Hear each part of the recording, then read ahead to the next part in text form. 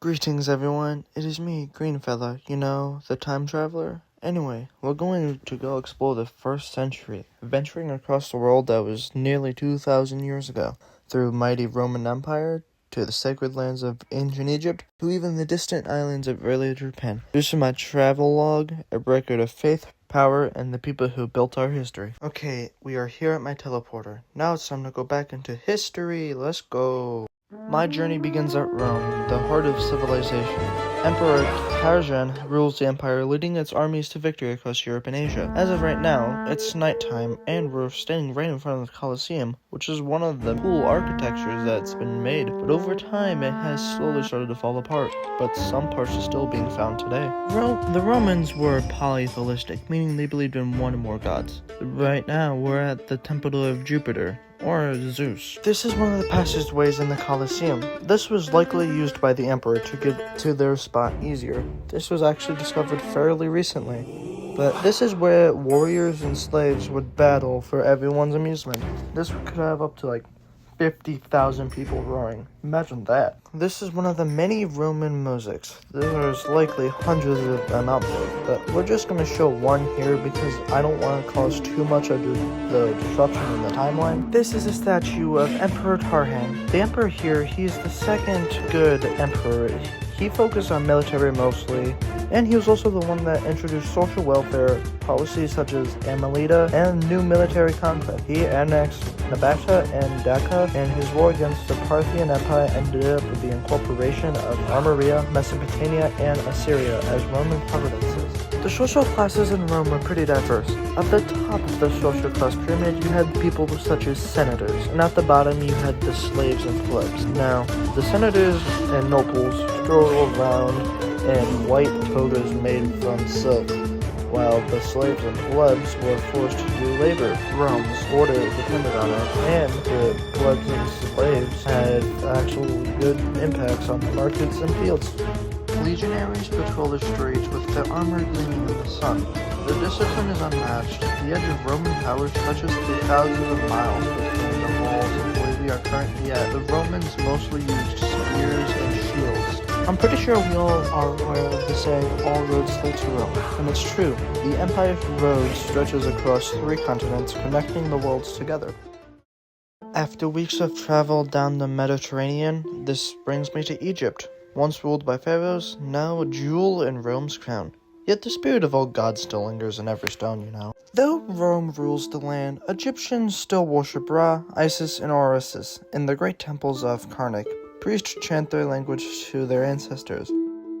In the arts, they had murals painted on tomb walls, and this showed a story of life, death, and rebirth. Some may say the art feels ethereal, as if those gods painted it themselves. Some of the architecture, here we have the Great Pyramid of Giza, which is currently the largest pyramid out there. It stands above the sands, and nearby Roman engineers built stone roads and forts beside them, when ancient meets modern.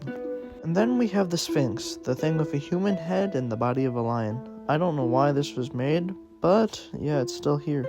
Like I said a couple weeks ago, the Roman Empire is run by Emperor Trajan, and yes, he's also the one ruling this area in Egypt. Some people don't like it, and some people do, so depending on who you ask, you will get different answers. Farmers work around the Nile's fertile banks harvesting wheat for Rome, while scribes copy text into Greek and then later into Latin. Slaves, soldiers, and merchants mingle in the markets. Since the Nile River was a source of water and Egypt's in a desert, Roman soldiers defended the Nile River with their red shields gleaming beside the temples of the gods.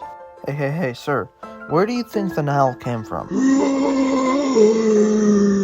Sorry, can you please repeat that? I don't think he knows English. Anyway, most Egyptians believe the Nile is a gift from the gods, since each year it flows, renewing the land and giving life to millions. Here, I feel wonder. This is where history breathes, the air smells increase, and the river's life of Egypt and Rome are eternal. Finally, after months of sailing across the Indian and the Eastern Seas, brings me to the distant islands of Japan, a land just beginning to rise in power and spirit. The people of Japan in this time period follow Shinto, worshiping Kami, the spirits in the wind, rivers, and trees, and every shrine here feels alive with quiet energy, in my opinion. I watch villagers paint simple patterns on clay pots, forge bronze bells, and perform dances for harvest festivals. The art reflects nature, calm and balanced. Wooden homes with thatched roofs line the rice paddies. Shrines built from cedar stand open to the sky, blending into the forest around them. I hear tales of Queen Himiko, a mysterious ruler of the Yamakati Kingdom. The people say she speaks with gods and rulers with magic and peace. Personally, I don't believe that, but I ain't gonna discriminate against ancient Japanians' religious beliefs. Here in Japan, I see four classes: warriors, nobles, workers, and then the ruler. Farmers tend to rice fields, craftsmen shape tools from bronze and iron, and tribal leaders gather in wooden halls. Classes are emerging here. Japan has warriors that guard the villagers with spears and arrows and bows. Their loyalty to their clan is fierce, and even now the spirit of the samurai is forming.